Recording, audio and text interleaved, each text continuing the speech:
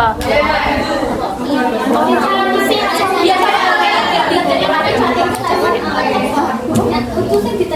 Oh iya,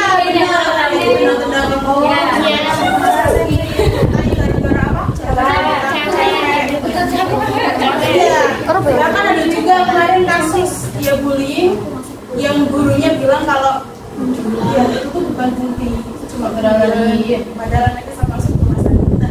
Jadi kita mau bahas ya tentang bullying seperti itu. Jadi pembahasan kita kali ini adalah tujuannya biar teman-teman itu yang memberi perhatian karena dengan kasus ini. Jadi kasus ini bukan kasus sepele ya teman-teman.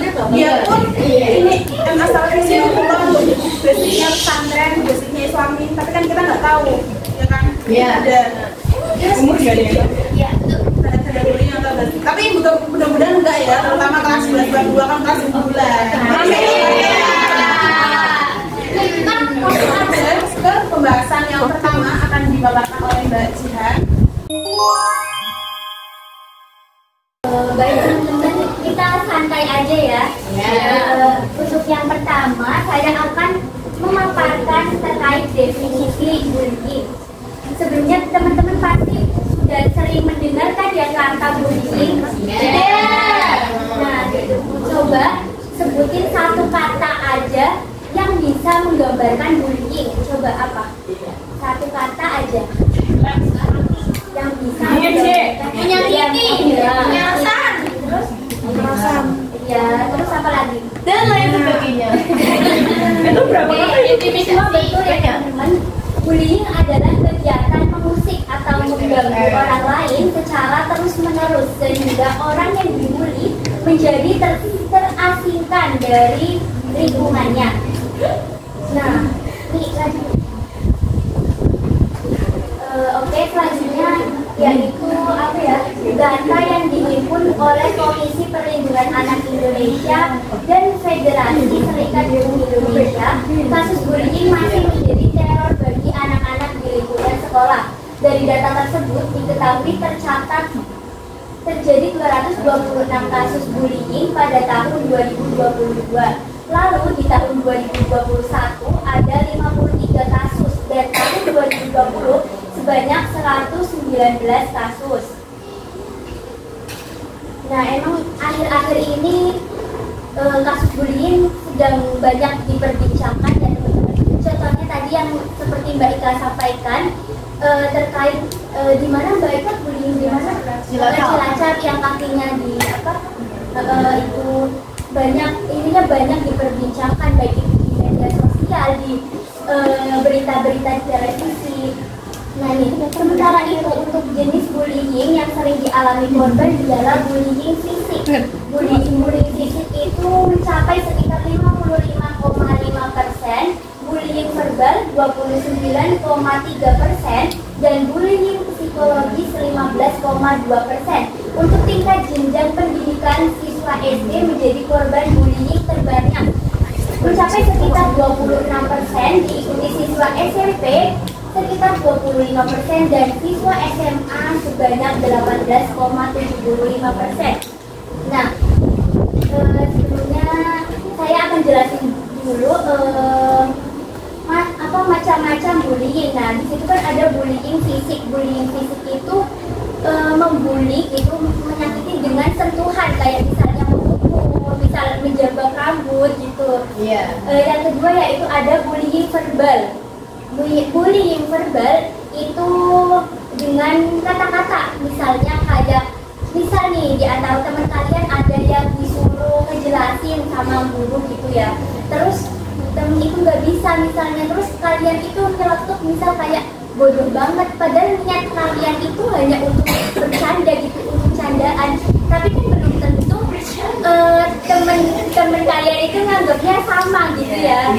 Kan hati orang kan beda-beda, barangkali kayak tersinggung gitu, itu termasuk ke dalam bullying. Oke, yang ketiga yaitu bullying psikologis atau bullying mental.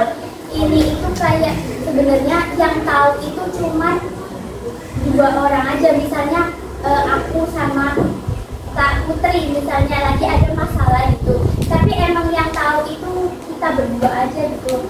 Terus tanpa kalian sadari, aku tuh kayak mengucilkan Kak Putri, kayak misalnya nggak aku ajak ngomong gitu, tanpa kalian sadari gitu. Nah, materi selanjutnya akan dijelaskan oleh kakak-kakak yang lain. Terima kasih. Jelasnya definisi tentang bullying, kalian bisa menyimpulkan nggak definisi bullying menurut perspektif kalian? Mimin Bisa. yang mimin. Apa lagi? Ya, simpulkan dari penjelasan kalian tadi, kira-kira apa sih definisi bullying menurut kalian? Sesuatu yang Isin aku ya, Pak. kenapa nanti dapat reward loh? Kalau jadi sesuatu yang dapat menghancurkan hidup orang. Ini sesuatu Iya, maksudnya yang bully apa tadi? Kalau pada kata-kata? Sekarang kita masuk ke pembahasan ini ya, dari materi kita kali ini mengenai bullying dalam perspektif Islam. Kira-kira ada nggak sih dalil-dalil yang menjelaskan tentang bully? Ada. Ini dia. Dibaca.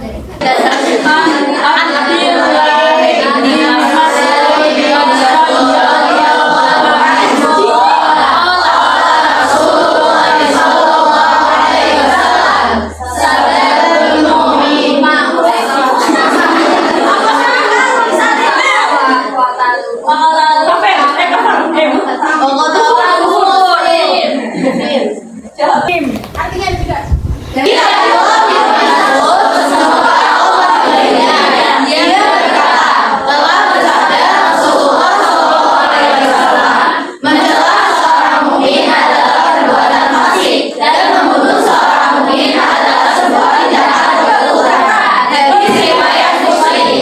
Jadi dari hadis dari Muslim ini, kira-kira kalian bisa menyimpulkan nggak masuk dalam hadis ini apa?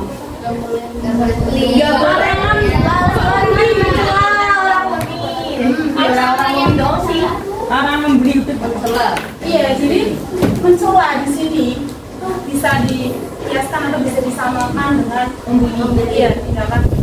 Jadi Rasulullah bahkan mencekam ya perbuatan bully itu disamakan seperti perbuatan fasik. Fasik itu apa? Tahu nggak? itu orang menyimpang. Menyimpang. Apalagi? Enggak bre. Iya, fasik itu ya, iya benar, menyimpang atau udah dia itu termasuk sebagai orang yang udah nggak taat lagi sama Tuhannya. Yo, iya. Jadi intinya di sini menjelaskan bahwasanya bully atau mengolok-olok seorang mukmin, ya nggak cuma seorang mukmin aja ya. Nggak boleh di dalam Islam. Ya. Lanjut, ada lagi. Quran surat Al-Hujurat ayat 11. Bisa lagi. Bismillahirrahmanirrahim.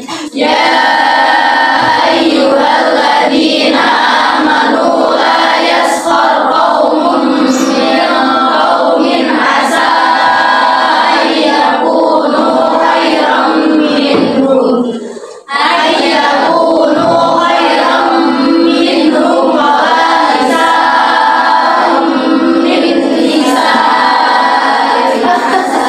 Artinya, wahai orang-orang yang beriman, janganlah suatu kaum mengolok-olok kaum yang lain, karena boleh jadi mereka yang diolok itu lebih baik daripada mereka yang mengolok-olok. Dan janganlah perempuan mengolok-olok mereka, karena boleh jadi mereka yang diolok itu lebih baik daripada perempuan yang mengolok-olok. Janganlah kamu saling mencela dan saling memanggil dengan julukan yang buruk. Seburuk-buruk panggilan adalah panggilan fasik setelah beriman. Siapa yang tidak berdosa mereka itu orang-orang zalim. Surat Al-Hujurat ayat 11. Dari Quran surat Al-Hujurat ayat 11 ini apa yang bisa kalian simpulkan? Jadi kalau kita itu suatu kaum itu nggak boleh mencela kaum lain karena bisa jadi kaum yang dicela itu lebih baik dari yang mencela. Terus ditegaskan perempuan kenapa nggak boleh mengolok-olok perempuan lain karena yang sering menggibah kayak gitu itu kan perempuan. Jadi Ya, tangan dulu dong buat siapa?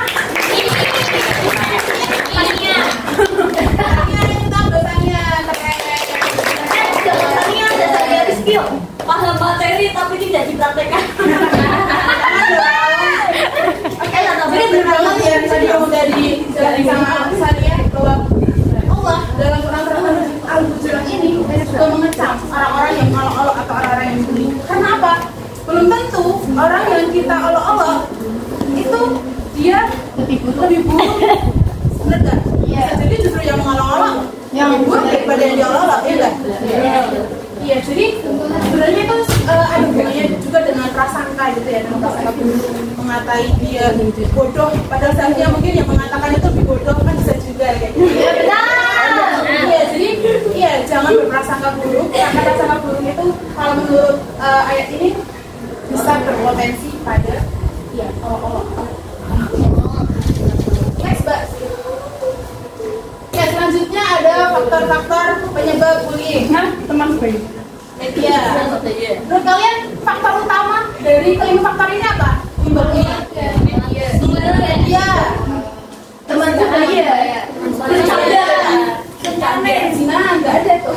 Ya, soalnya maksudnya mungkin teman setaya itu ada yang pacaran, karena kan bentuk zina salah satu. Makanya diolong-olong. Oke, keluarga.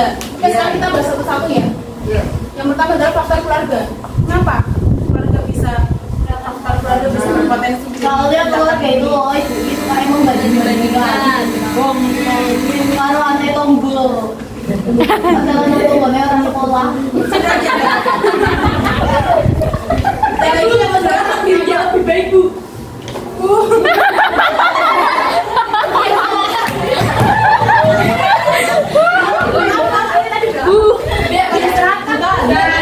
Oke, aku jelasin lagi ya. Latar keluarga. Kenapa keluarga jadi faktor? Kadang anaknya yang broken home, kadang tukang caper. Betul itu. Saya jadinya sampai Iya, kadang di suatu keluarga itu kan ada ya orang tua yang melindungi anaknya itu terlalu berlebihan. Ya, Sering sebutannya apa? Strict parents sebenarnya. Nah, kadang kalau misalnya ada seorang anak terus misal sama ibunya terlalu disayang, terlalu dimanja, pasti nanti bakal ada muncul bully, dikatain anak mati lah. Ya, anak itu kemana ini? Siapa itu? Esan sebutannya apa? Anak apa? Iya, Intan Tayo. Menurut kalian itu termasuk pembuli Anak kesayangan. Iya. Iya. Tapi ini ya, jangan kecil ya.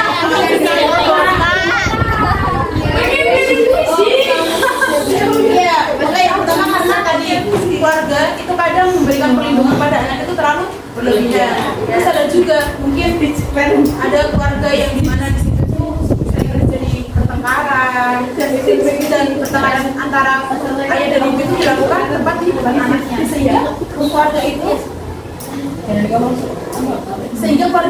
mendapatkan citra yang buruk di masyarakat sampai masyarakat mungkin bisa ngatain tuh si anak yang keluarganya bisa dikatakan broken home. Oke, yang kedua adalah faktor sekolah. Kira-kira kenapa bisa muncul bully karena faktor sekolah?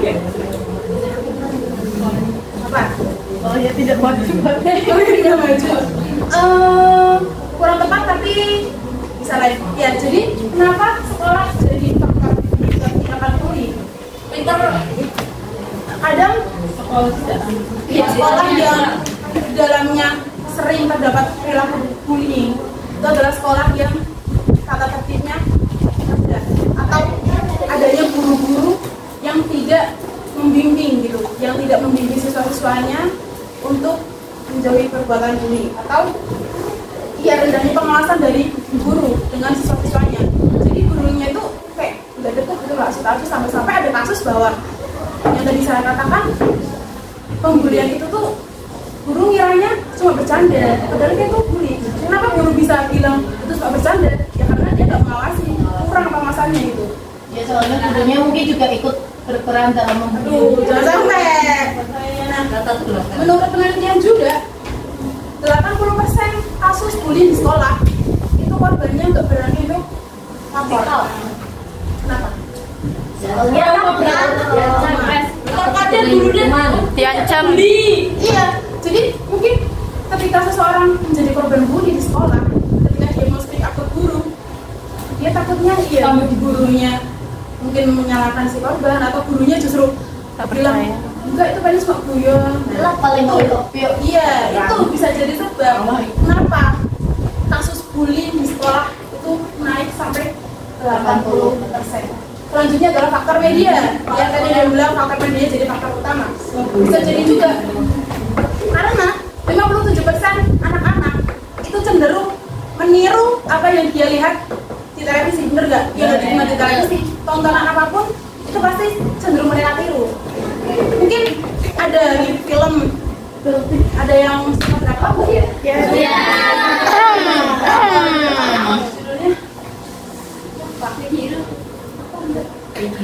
Judulnya ya, misalnya ada tontonan dan di situ mempraktikkan tindakan bullying. Nah, yang lihat anak kecil kalian, misalnya anak kecil, terus kan dia dengan tontonan yang tidak sesuai dengan umurnya, apalagi tontonannya tentang bullying seperti itu, akan berpotensi dia meniru tindakan bullying itu.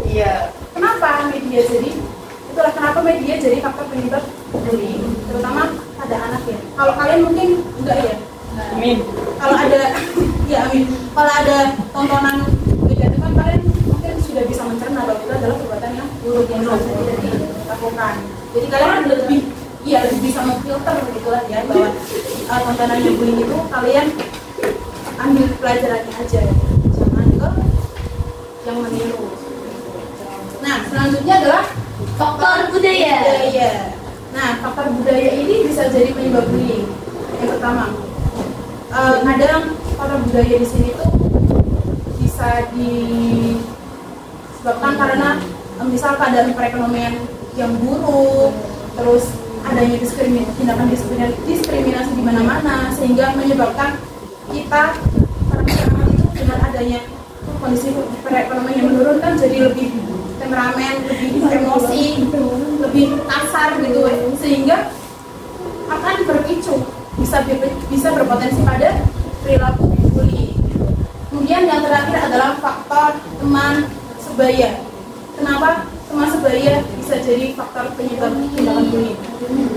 Bisa jelasin nggak? Karena lebih dekat dengan Iya. Kalau kalian sering, mungkin banyak ya film-film yang dimana di situ tuh ada geng, terus gengnya suka bully gitu. Apa sih kami sering ya lihat ada film yang nggak cuma film ya, bahkan di lingkungan pun kadang banyak ya. Nah, di sini nggak ada yang circle kan ya? Ya ada satu, biarpun circle-circlean, Satu adanya kayaknya. iya, circle-nya mudah-mudahan yang mengharapkan hal tersebut ya, komik kok yang pembuktian. Nah, di dalam geng, ya di dalam circle yang buruk itu, atau di dalam geng yang sering yang bully, itu ada istilahnya teman-teman. Kan kadang ada ya di dalam geng satu orang kayak jadi pemimpin gengnya. Nah, kalau di dalam konsep bullying, ketika ada satu geng suka bully temannya, yang pemimpinnya itu namanya istilahnya adalah bully.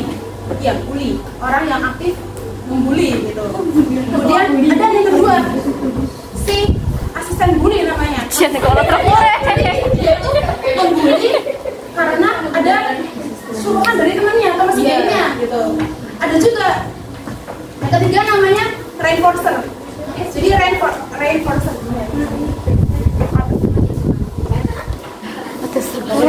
Bukan hanya kelas.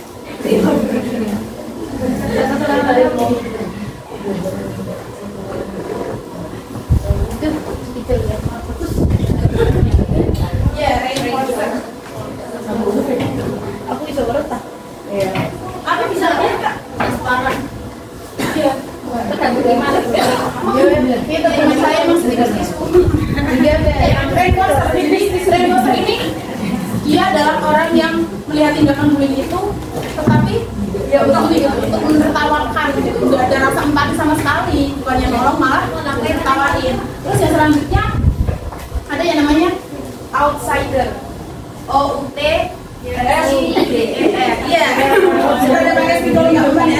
outsider. Nah, outsider ini adalah orang yang lebih acuh daripada si reinforcer ini. Jadi dia tahu tuh di depan matanya gengnya itu lagi bully orang, tapi dia cuma diem aja, dia cuma ya acuh tak acuh gitu. Nah, jadi itu namanya istilah di dalam geng atau di dalam circle, di dalam perkumpulan karena faktor teman sebaya. Tadi ada apa? Ada bully, ada reinforcer, outsider. Ya, benar. Oke, selanjutnya next Kak. Nah, bagaimana seharusnya sikap kita jika menjadi korban bullying atau melihat tindakan bullying? Sering saja enggak? Biasa baik. Bisa baik. Ikut membuli.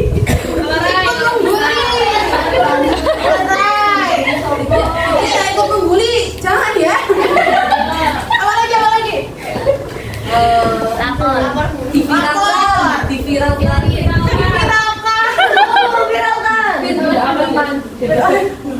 Ada lagi nggak? Didoakan tuh bulinya Kak, biar beres. Didakwahi. Ya, tidak ada pakai senapan.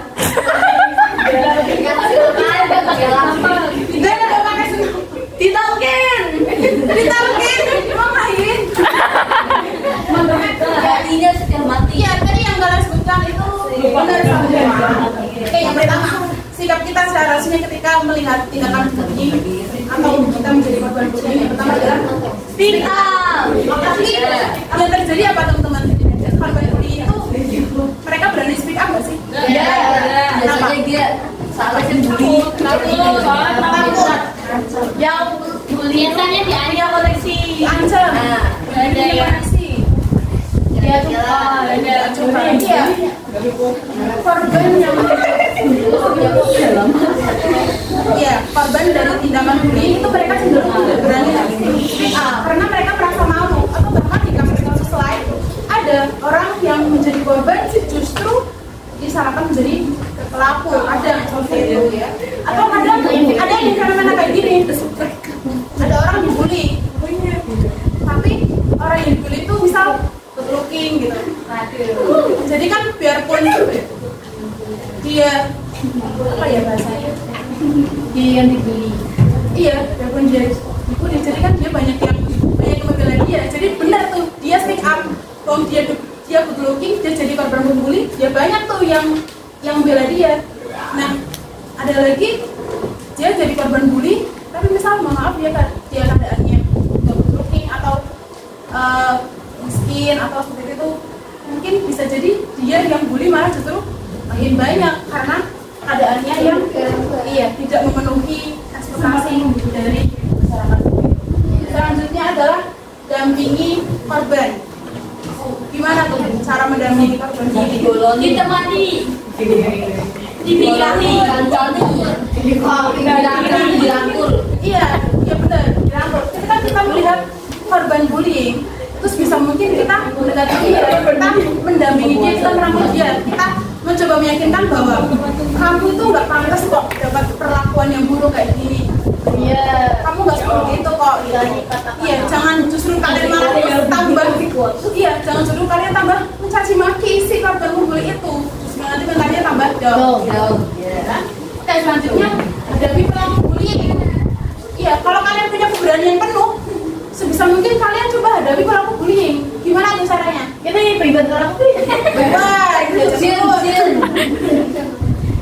buru. Iya, jadi mungkin kita menghadapi pelaku bullying, tapi tetap dengan etika juga ya. Jangan sampai kita menghadapi pelaku bullying, tapi justru kita yang ngebully si pelaku itu. Kita sama aja jadi pelaku bullying. Caranya dengan pendekatan yang bagus gitu. Kita bilangin lah si pembuli itu bahwa gitu tuh gak baik, kamu jangan bully, kamu ngebully dia kayak gini. Kalau kayak gitu kamu lebih baik dari dia. Kenapa? Kalau kayak gitu butuh waktu berapa lama? Isin sampai Pak Lagi ngomongin ya. Iya bisa. Iya, makanya menghadapi pelaku bullying atau menghadapi pelaku bullying itu hanya untuk orang-orang yang punya keberanian penuh saja. Jadi kalau kalian nggak punya keberanian penuh ya mungkin kalian bisa melapor ya, langsung bilang ke guru, atau kalau terjadi di sekolah gitu ya bilang ke guru, Pak kalau kalian nggak punya keberanian penuh, kalian bisa mengundang pihak lain gitu. Tapi kalau kalian punya keberanian penuh, kalian udah terlanjur sewot nih, tapi ya jangan terlalu terbawa emosi juga ya, kan jatuhnya justru kalian yang nulis si pelaku gitu. Lu jangan ngatain dia goblok, lu sendiri aja goblok gitu. Ya, sama aja kalau selanjutnya cari lingkungan yang aman. Lingkungan yang sering rawan terjadi bullying itu gimana sih? Sekolah. Iya, jadi sebisa mungkin kita itu menghindari tempat-tempat yang rawan terjadi bullying. Tapi kalau di sini enggak ya? Di sini aman. Salah Kak. Sekolah ramah-anak. Iya. Anak-anak. Melaporkan kejadian. Iya. Kalau kita melihat tindakan ini. Iya. Kalau kita tidak menjelaskan ya. Kalau kita nggak berani menegur si pelaku, ya kita laporin ke pihak yang berwajib. Kalau di sekolah ya laporin ke guru. Kalau kita di lingkungan masyarakat ya bisa tuh laporin ke polisi. Oke, itu dari penjelasan aku tentang dari dalil bully, terus ada faktor-faktor penyebab bully dan juga yang adalah sikap yang seharusnya kita lakukan ketika mendapati bully atau ya. Oke, selanjutnya next Kak, materi mengenai dampak tindakan bullying yang disampaikan oleh Mbak Putri. Silakan Mbak. Dampak dari tindakan bullying yang bagi pelaku dan bagi korban ya. Kalian nggak asing kan sama yang namanya dampak? Ya. Nah, aku sebenarnya dampak apa namanya? Kamil kita dampak buruk jangan bullying.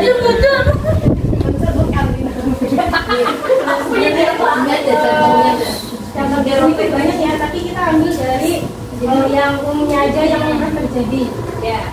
Nah, langsung dari dampak bagi korban. Yang pertama itu nggak percaya diri, nggak pede. Betul. Iya. Terus yang ada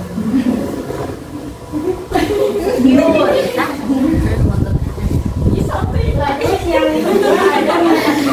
lingkungan. Gimana sih maksud dari lingkungan? Ada yang Jadi suka main di sini.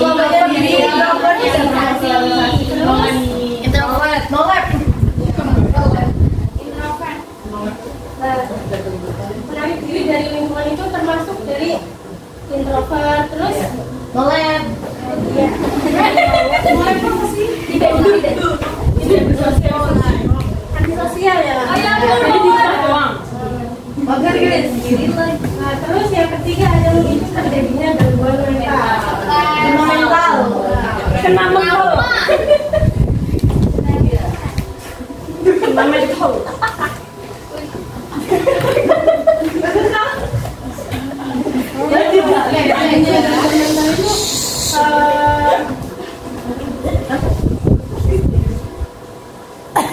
Dari korbannya itu bisa menyebabkan timbulnya gangguan mental. Gangguan mental itu seperti depresi, traumatis, terus apa lagi?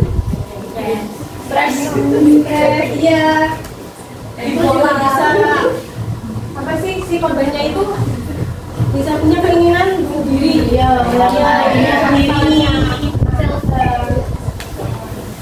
Lalu yang selanjutnya ada dampak bagi pelakunya.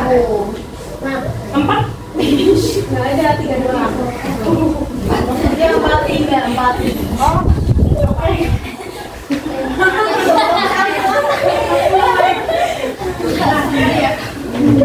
dampak dari bagi pelakunya. Yang menariknya si pelaku bullying ini apa ya?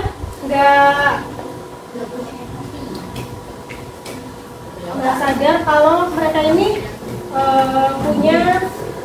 mengalami gangguan psikologis. Ya, yang pertama dampak yang pertama empati yang semakin tumpul. Jadi pelaku bullying ini nggak punya empati.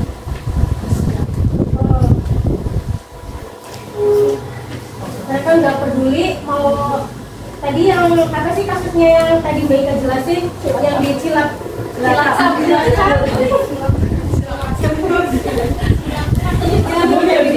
ini apa sih korbannya itu kan ditendang-tendang tuh. Nah, itu si pelakunya tuh nggak punya rasa kasihan, nggak punya rasa empati sampai si korbannya itu masuk rumah sakit. Ya itu karena nggak punya rasa empati dan empatinya itu kurang. Lalu yang kedua meningkatnya perilaku agresif. Gimana tuh? Ada yang tahu nggak? Semakin gede.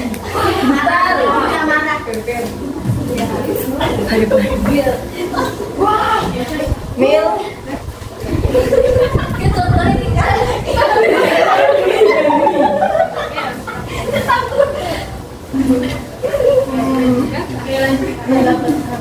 Lanjut yang terakhir menempatkan label negatif yang tadi yang dijelaskan Dewa juga seperti kayak yang di circle itu ya jadi yang kepunya itu apa tadi namanya bullying iya tadi mendapatkan kayak label negatif jadi di lingkungannya itu juga di sekitarnya ada kayak dia kan bully kan jadi semuanya itu ya udah itu aja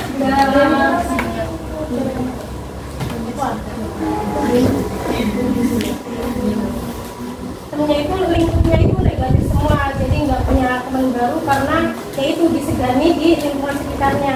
Iya. Selesai lanjut selanjutnya poin terakhir ya, penambahan. Teman-teman, udah pada ini belum ada gambaran kalau bullying itu gimana? Sudah. Kepada lemes sih ini materi terakhir loh teman-teman. Iya.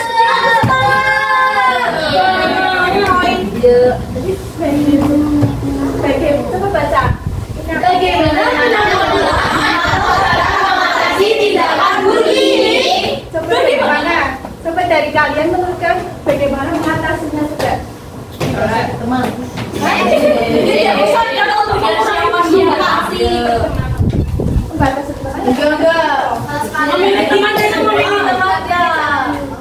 Cari yang teman itu opsi. Teman yang seiman. Dibarengi dengan yang baik-baik berteman. Perkuat keimanan. Tidak miliknya. Coba baca. Memberikan sosialisasi terkait bullying, memberikan dukungan pada model, membuat peraturan yang jelas tentang bullying, memberikan teladan atau contoh yang baik, mengajarkan siswa untuk melawan bullying, membantu pelaku menghentikan perilaku buruknya. Ini sebenarnya yang pertama itu memberikan sosialisasi terkait bullying. Contohnya menanggulanginya biar kalian tuh gak pada saling membuli komplek atau komplek. Yang kedua memberikan dukungan pada konten. Contohnya saya dibully nih sama kalian. Contohnya ya contoh ya. Terus mbak gak empati banget sama saya di nanti. Ya bapak kamu tuh juga didukung. Kamu tuh perfect, kamu tuh omongan orang. Kalau kebetulan dulu tuh sama lagi bikin dosa itu namanya ya. Masa anak pesantren tuh. Yang ketiga ada pembukaan tegas tentang bullying. Kalau yang ketiga ini biasanya masuk ke ini sih sekolah-sekolah. Iya. Tadi saya juga sempat berbicara sama Bapak Lukni. Pak Lukni, Pak Sian, ya. Oh, Masih. Ya enggak nih, ya kalau di sini ada. Jadi kalau kalian pernah melihat teman kalian dibully antar circle kan kalian bisa langsung ngomong aja ke Pak Lukni ya. Karena Pak Lukni juga sempat bicara kalau di madrasah itu tidak etis kalau ada yang bully. Terus yang keberapa berarti? 4 ya? Memberikan telah berbagi. Ya, kasih inspirasi. Motivasi. Terus Inovasi. kreasi. Contoh teladan dan contoh yang baik teladannya seperti kayak terus kalian tuh memberi pencerahan. Aku membuli kamu tuh deketin aku. Kamu tuh jangan bully, dikasih kamu harus punya sikap sosialisasi antar manusia. Diri manusianya itu gimana gitu ya. Pola saseh gitu ya. Iya. Ada mengajarkan suatu nah ini saya mengajarkan kalian untuk melawan bully teman-teman.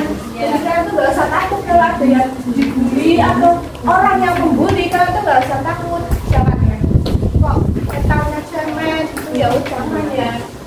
Karena kita sama-sama makan nasi. Ya, tapi jangan terlalu juga sok makan botol. Karena aku makan nasi, dia makan burger gitu.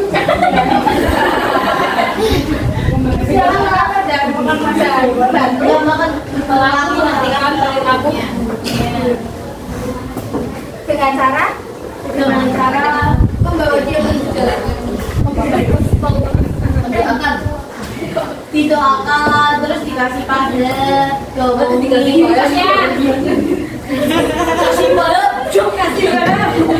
contohnya ya, kalau saya orangnya pengen bully, saya suka bully kelas ini nih. Kira-kira kalian gimana sikapnya sama saya itu?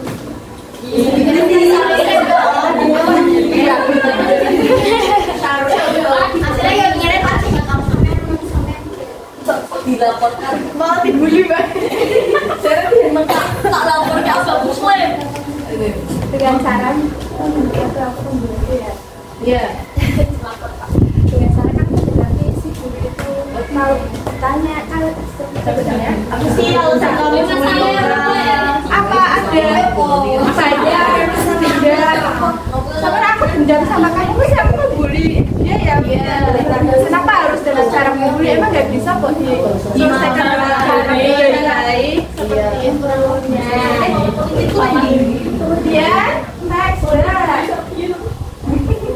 kasih.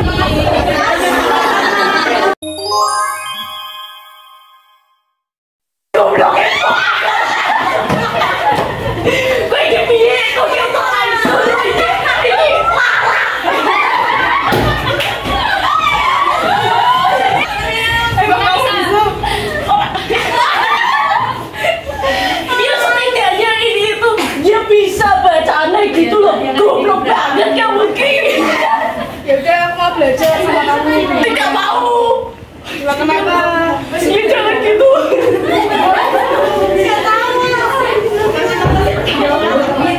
Soalnya emang aku tuh nggak ada yang ngajari, jadi aku belum bisa. Ya kamu tuh gimana kok gak ada yang ngajarin, kamu gak punya bapak tuh.